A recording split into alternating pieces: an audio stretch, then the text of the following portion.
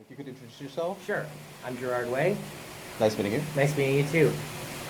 And maybe tell me a little bit about the project that you're working Okay. on with DC Comics. Yeah, I'm working on a project with DC Comics called Young Animal. It's a brand new imprint, and it starts with 4 mature reader titles, 3 of which use classic DC characters.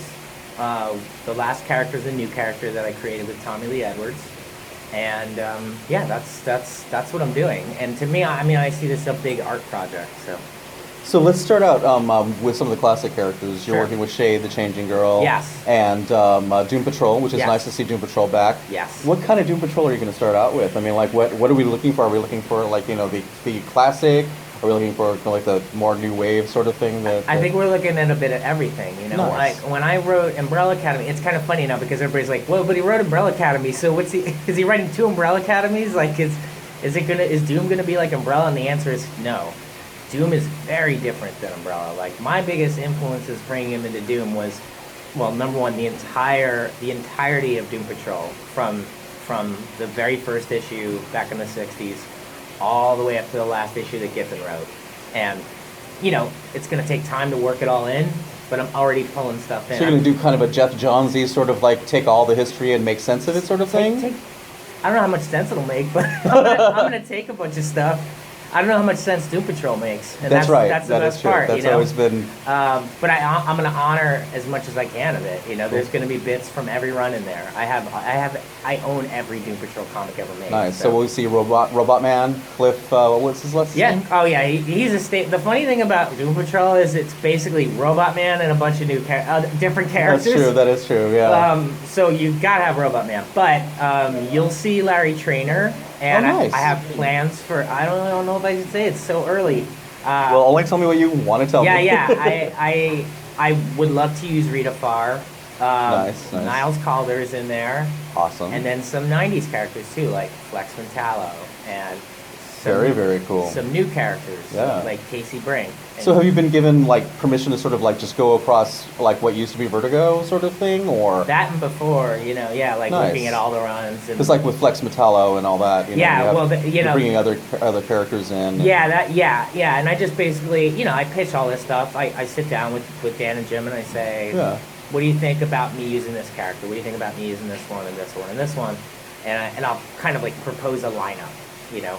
The thing about Doom I think is really exciting is I think that lineup's going to shift and change, and the characters within it are going to have their own changes happen to them. Very cool. Will you fit in Beast Boy or Changeling, Garfield, whatever his name is? That I don't know, because he's so connected to Teen Titans that I don't know if I'll go down that road. But we have Rita Farr, so at some point it might. That's true. Yeah, it might be impossible not to. Yeah. So let's moving on to before we get to your original character, since I know we have a limited amount of time here.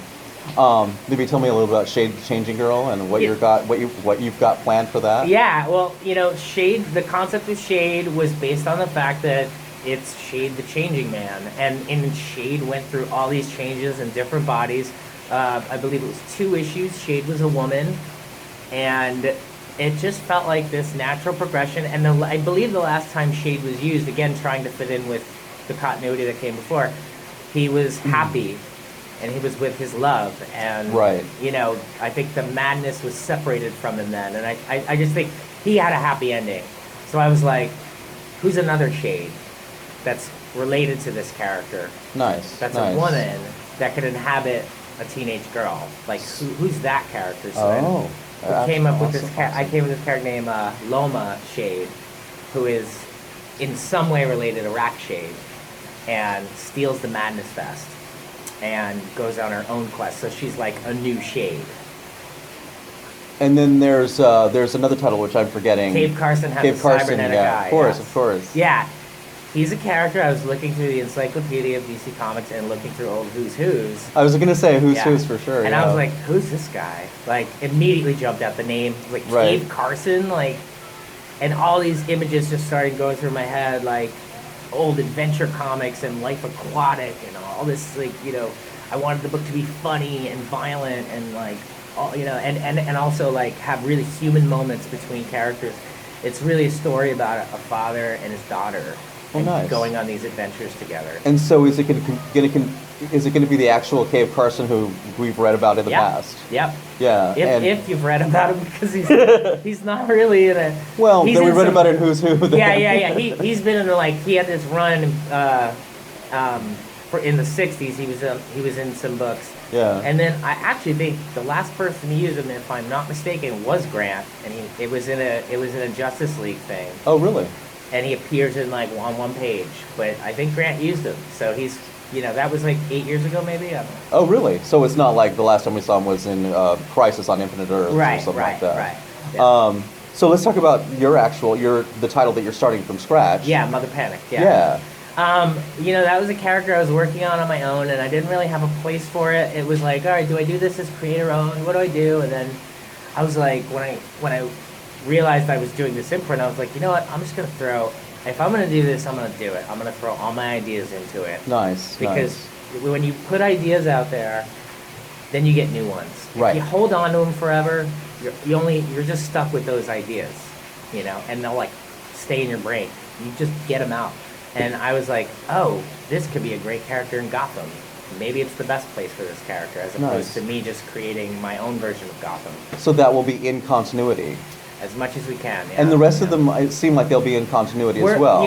The thing about that is I know that the goal at the beginning was me, and that came from me. It was important to me to try to get them to work into continuity. Right. And the further we went along, though, I started to realize, you know what? I'm not going to stress that, and I'm not going to...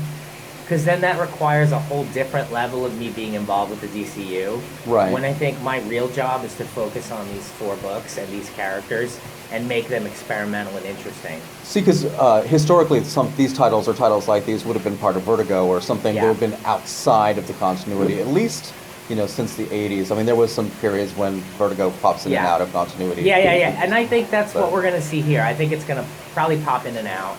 I think there's going to be like things a Swamp Thing or something. Yeah, I think that's really what it is. I know Jim had mentioned the continuity thing yesterday, but we had discussed it more, and I think it's best moving forward that sometimes it is, sometimes it isn't. Let's just tell great stories. Nice. My whole feeling about continuity is, if you make a great comic, somebody 20 years from now will put it in continuity. Yeah. They'll refer to it. Right. That's great. Great comics do that. Let's speak a few moments about your history, how you got started for young artists and things, people that are trying to get started in the business. Yeah, I started making comics at 15, Boneyard Press, published my first book, and then I went to art school. I went to SVA, graduated the cartooning department with a BFA, and then from there I interned at DC for a year. Then I interned for a show that was being made on Cartoon Network under Mo Willems. Oh yeah. Yeah, and then I did toy design until my band started to get too big to hold a day job. So I had to quit the toy job. Yeah. And then the band happened, and then I missed comics because that was what I was doing right before the band. Right. But I missed doing comics, so then I created Umbrella Academy with Gabrielle Bod. Nice. Pleasure meeting you. You too. Have a great day. You too.